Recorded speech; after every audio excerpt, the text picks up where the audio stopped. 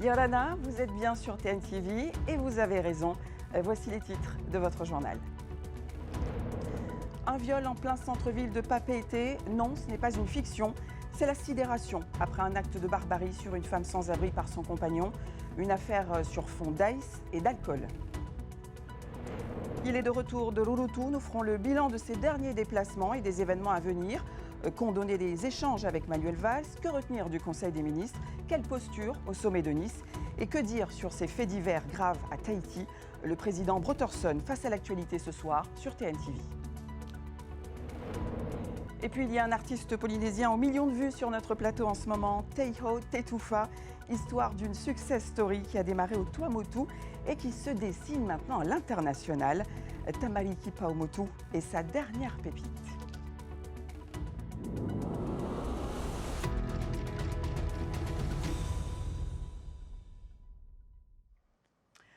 Une affaire de viol en plein centre-ville de Papeete. Les faits remontent à un peu plus de 2 semaines. C'est un sans-abri qui a mutilé sa compagne. On apprend aujourd'hui qu'il était sous l'emprise d'ICE, un acte de barbarie qui questionne et qui fait bien sûr réagir toute cette communauté. Laure Philibert, Mereteato. C'est un couple connu par la communauté de sans-abri de la capitale. Une femme d'une quarantaine d'années, SDF depuis 2021, a subi une agression sexuelle et de graves mutilations de la part de son compagnon. Un jeune homme d'une vingtaine d'années, SDF lui aussi, sans antécédents psychiatriques avérés, mais sous l'emprise de l'alcool et des stupéfiants. Le couple était installé au nord du centre-ville. Les faits d'une extrême violence ont heurté les personnes sans domicile fixe. C'est carrément un choc. Pourquoi? Parce que jamais vu ça dans la rue. Surtout nous, nous en tant que femmes dans la rue, on n'a jamais reçu ce genre de choses, de bagarres avec nos paniers, jamais. Ben, ils boivent de l'alcool, toi. L'alcool, il détruit. C'est pas bien. Après, ça fait des disputes entre eux, des couples, quoi. Tout ce qu'on espère qu'elle ira bien. Et puis, quand elle sortira, si elle revient ici, ben, faut plus retourner avec des mecs comme ça. La victime, toujours hospitalisée, a vu son pronostic vital engagé. À présent stabilisée, elle devrait garder des séquelles de son agression. Son état de santé s'améliore. Maintenant, il est sûr qu'elle aura des séquelles. Des séquelles à vie. Bon, nous, on se rend compte que la violence augmente, est essentiellement liée à l'ICE. C'est impressionnant. Je dis toujours que la rue n'est jamais que le pâle reflet de l'iceberg, et qu'elle est finalement une photographie un peu précise d'une réalité cachée. Là, depuis le début de l'année, sur 130 personnes qui sont venues signer pour la Croix-Bleue, qui à la base est pour l'alcool, la majorité ont signé pour l'ICE. Le jeune homme est placé en détention provisoire. Une information judiciaire est ouverte pour viol et acte de barbarie. Il encourt 30 ans de réclusion criminelle. À présent, ces images du dernier voyage de la petite Hayden sous une pluie fine. C'était ce matin au cimetière de l'Uranie à Papeete. Sur ces images de Jeanne Tiennolois, des membres de la famille, des amis, mais aussi des anonymes venus rendre un dernier hommage à la fillette décédée suite à des maltraitances à l'âge de 7 ans. Yorana, Monsieur le Président, bienvenue sur TNTV. Rurutu, Manuel Valls, Nice. Nous allons évidemment évoquer ces déplacements en jeu politique dans quelques minutes.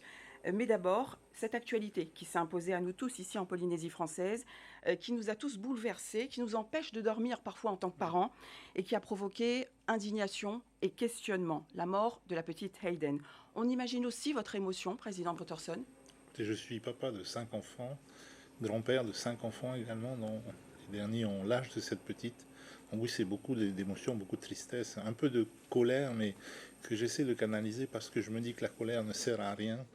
Ce qu'il nous faut, c'est en tant que société réfléchir tous ensemble à comment faire pour que ça ne se reproduise plus. En tant que président, vous êtes quand même assez proche de la population. Oui. Vous avez appelé la famille ?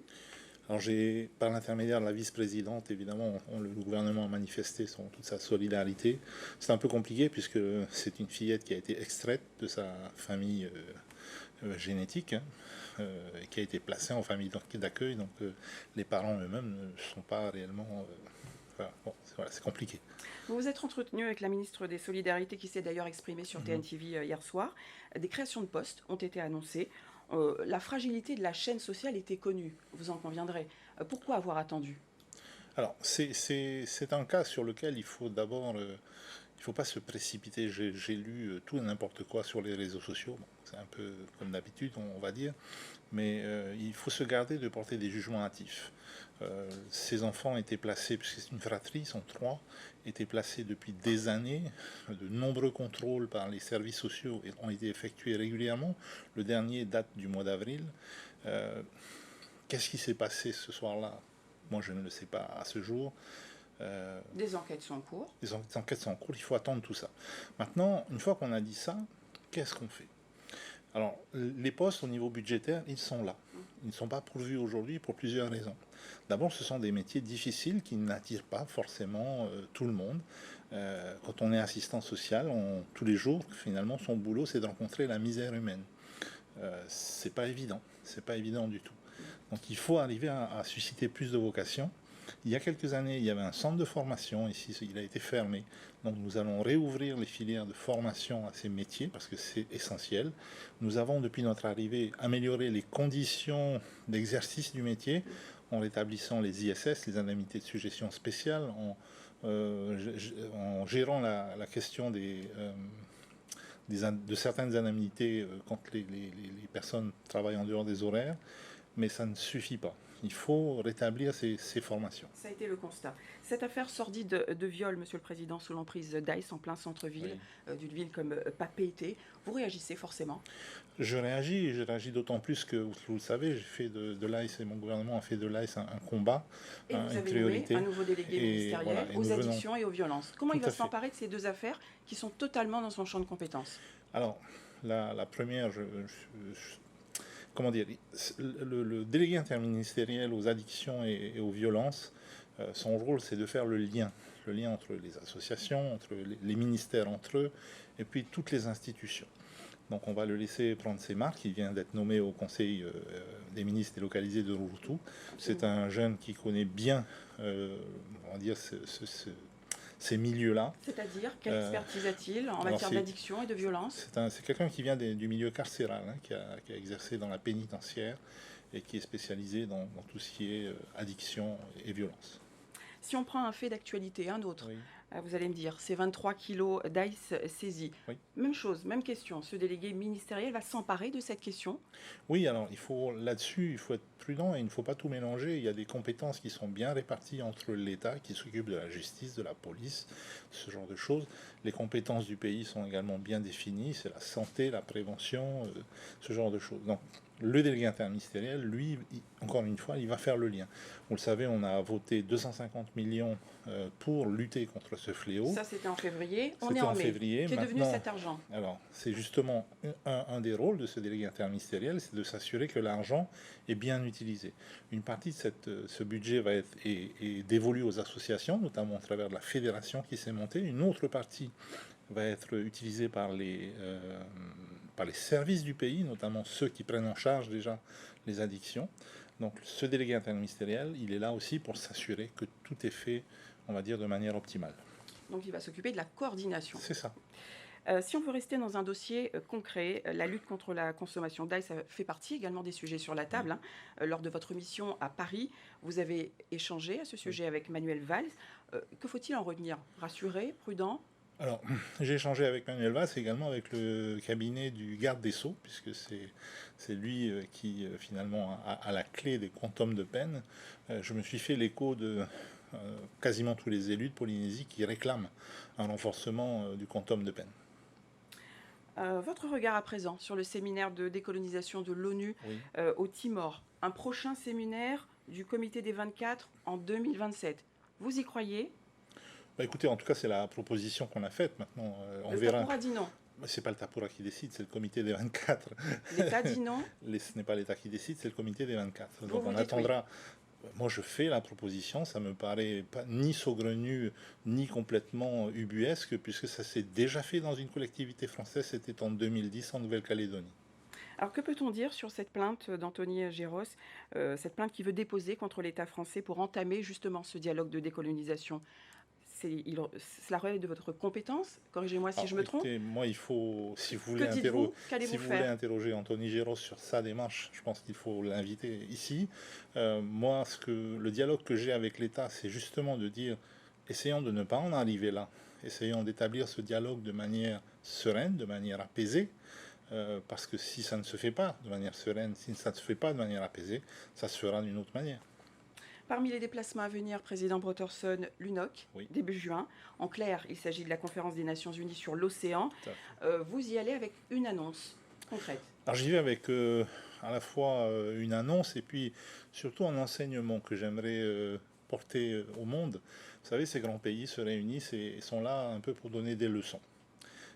J'ai envie de leur dire, bien écoutez, pour une fois, regardez les plus petits. Regardez ce petit pays, ce petit peuple qu'est la Polynésie, de 180 000 habitants, et essayez de capter les enseignements que nous ont laissés nos tupuna, la notion de rahui, toutes ces pratiques ancestrales qui ont fait que nous gérons aujourd'hui mieux notre espace maritime et nos ressources naturelles que bien des grands pays. Pourquoi ce passage de l'aire marine à l'aire protégée? C'est pour des financements? Alors, c'est en partie, effectivement, pour être en capacité de rechercher plus de financement. Nous, ce que nous voulons, c'est d'abord prendre une réglementation locale qui soit bien définie. Vous savez qu'aujourd'hui, on parle beaucoup de rahui. Eh bien, nulle part dans le Code de l'environnement, la notion de rahui n'est définie clairement. Donc, c'est ce que nous allons faire. Et ensuite, la démarche de classement à l'intérieur de notre ZEE que nous allons mener, nous pensons qu'elle correspond effectivement à certains standards internationaux. Donc nous demanderons à l'IUCN de voir s'ils pensent aussi que ça correspond à leur classement. Merci, Président C'est Brotherson, d'avoir répondu à nos questions ce soir. Votre calendrier s'annonce chargé. Prochain déplacement donc à cette conférence à Nice début juin. Et puis le sommet Pacifique-France, ce Peut-être un sera dernier mot. le 11 juin. Vous voulez rajouter? Oui, je voudrais juste souhaiter une bonne fête des mères donc à toutes les mamans, en rappelant tout de même qu'être maman, c'est pas juste donner la vie, ou être parent, ce n'est pas juste donner la vie, c'est avant tout aimer et éduquer ses enfants. Merci, Président, d'avoir répondu à nos questions ce soir. Comment l'État investit dans la pêche locale? L'État qui a invité les autorités du pays hier lors d'une série de visites. De l'acier à l'assiette, c'est le concept. On part des chantiers de construction de navires jusqu'à la zone économique exclusive. Nicolas Pérez, Hemanu Manutaï. Après avoir présenté les dépenses globales de l'État en Polynésie en début de semaine, le haut-commissaire souhaite mettre en exergue certains des investissements sur le terrain. Et avec ces 2,3 milliards de francs générés annuellement, la pêche hauturière est une filière qui garde le cap, grâce notamment à la défiscalisation. Nous sommes totalement impliqués dans la filière de l'amont, avec la défiscalisation, puisque au cours des dernières années, la défiscalisation sur ces navires s'est élevée à peu près à 1,3 milliard de francs pacifiques. Avec la défiscalisation locale, c'est une diminution du prix par 2, ce qui permet en moyenne de construire entre 3 et 5 bateaux par an. Pour ce directeur d'un chantier naval de la place, cette défiscalisation est vitale. Par exemple, ce bateau réalisé en aluminium se négocie à 235 millions de francs pièce. C'est bien plus qu'avant le boom des prix des matières premières. Il était à 200 millions par là. Ouais, voilà. Donc en tout cas, l'augmentation qu'on a pu constater sur les matières premières et matérielles varie entre 20 et 30%, peut-être même 40% pour certains produits.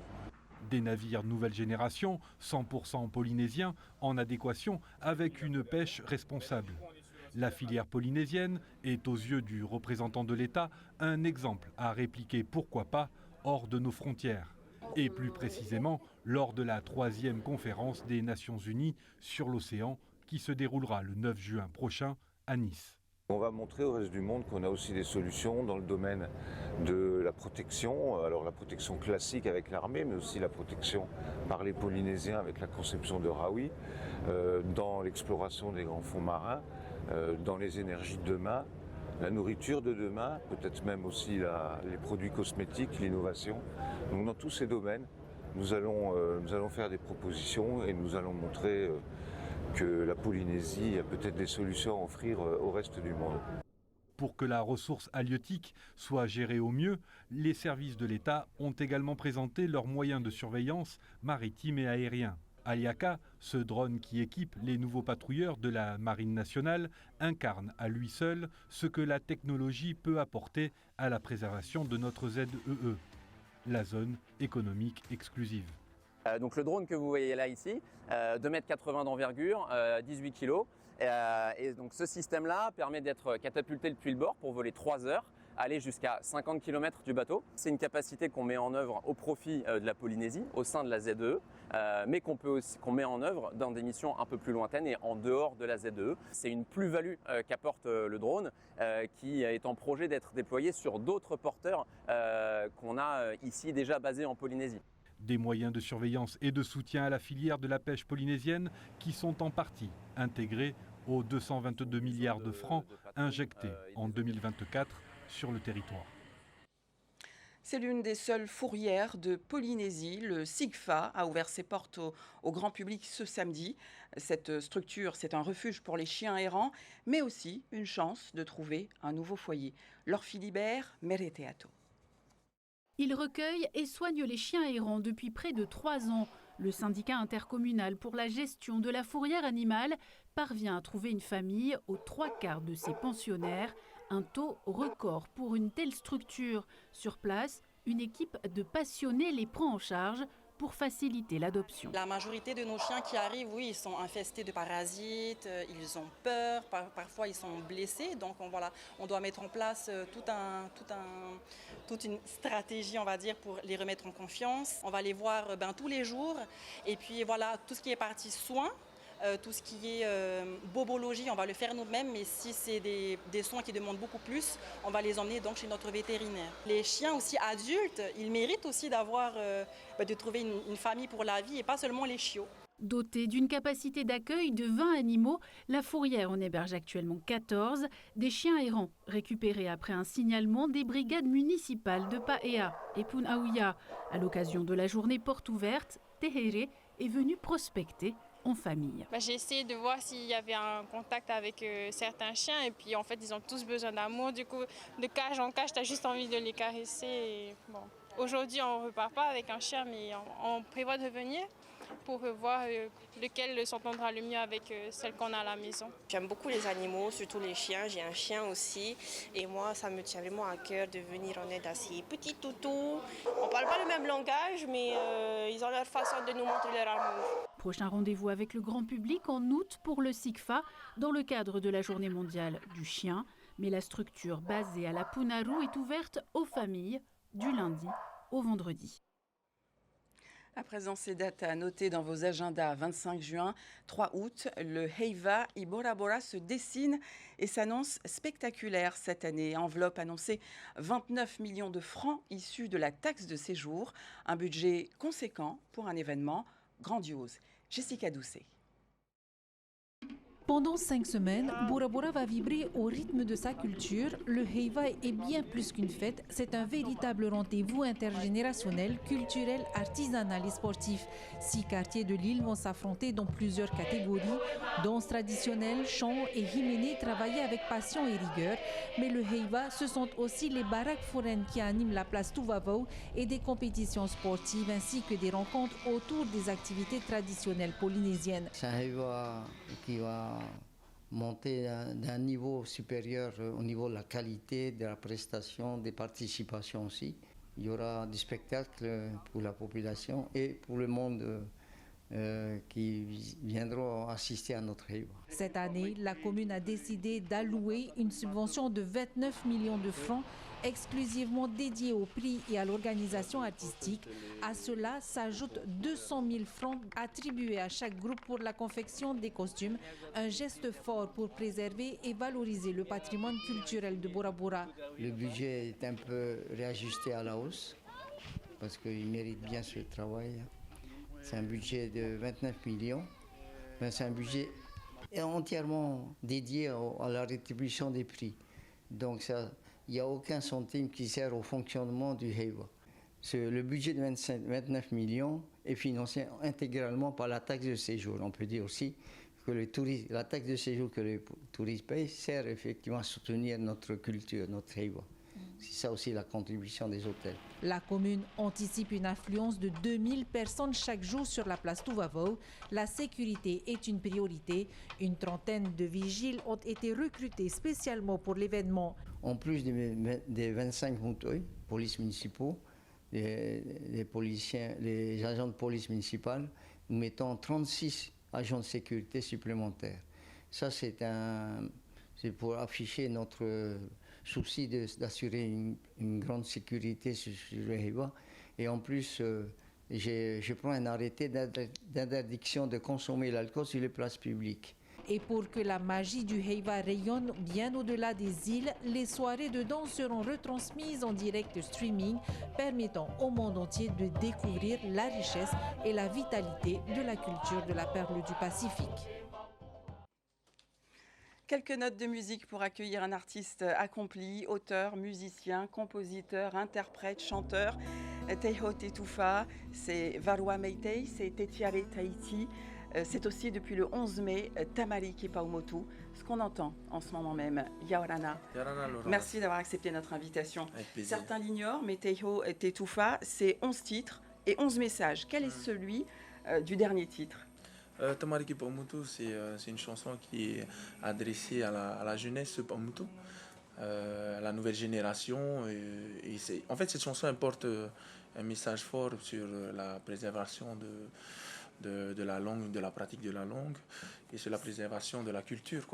C'est justement le fil rouge de votre œuvre et de votre carrière, c'est le Paumotu. Ça veut dire que vous allez plus loin qu'un artiste. Vous menez un combat engagé.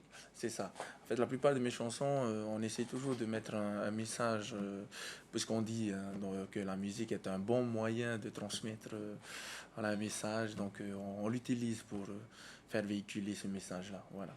Alors, quand on vous interroge sur la recette de votre succès, vous dites c'est le message, mais vous dites aussi l'inspiration, ça va, ça vient.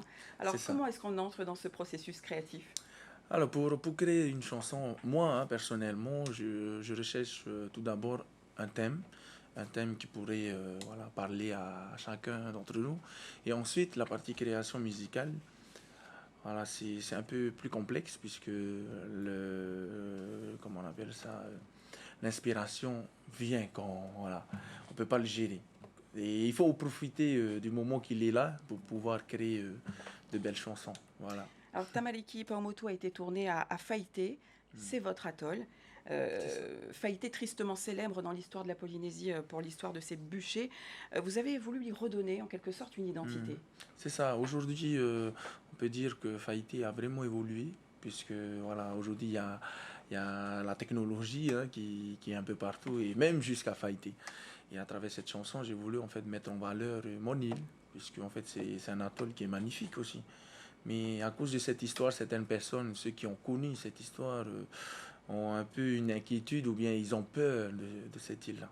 Moi, je veux leur dire que Faïté, non, c'est pas que cette histoire, c'est une vie, c'est un atoll comme tous les autres atolls. C'est magnifique et mais je les invite même un jour à visiter mon atoll. Je suis là devant vous aujourd'hui. Il paraît qu'une femme se cache derrière chaque grand homme. C'est une aventure à 4 mains que vous avez écrite avec votre moitié. C'est ça, j'ai de la chance d'avoir une chérie qui m'accompagne dans cette aventure, qui est aussi mon manager, mais avant tout qui est ma femme. Donc je la remercie pour le soutien qu'elle me donne chaque jour. Et on travaille toujours ensemble, que ce soit pour les tournées à l'international, même pour la partie création des chansons. Elle est toujours là. C'est ça donc la recette du succès. C'est ça. Je pense que derrière tout grand homme, il y a toujours une femme pour mieux le guider, on va dire. Donc c'est une belle aventure qui se décline à l'international entre la Nouvelle-Zélande, Los Angeles et le Mexique prochainement. Alors vous savez qu'on ne peut pas vous laisser partir comme ça avant de laisser place à votre talent. Le programme, juste après ce journal Waves, 19h20, vous partirez à l'aventure avec Pékin Express. Votre soirée démarre, vous l'aurez compris, en musique sur TNTV avec Teiho Tetoufa. À demain. Merci.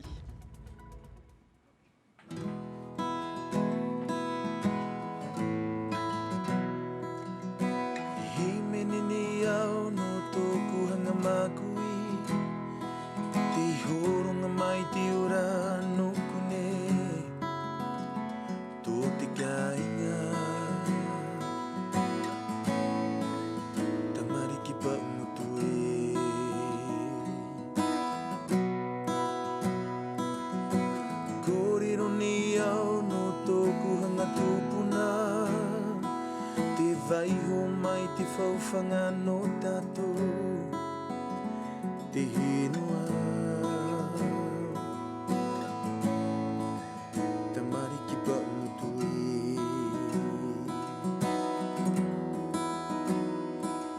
kia whakaito i toko e ki toko e orahanga.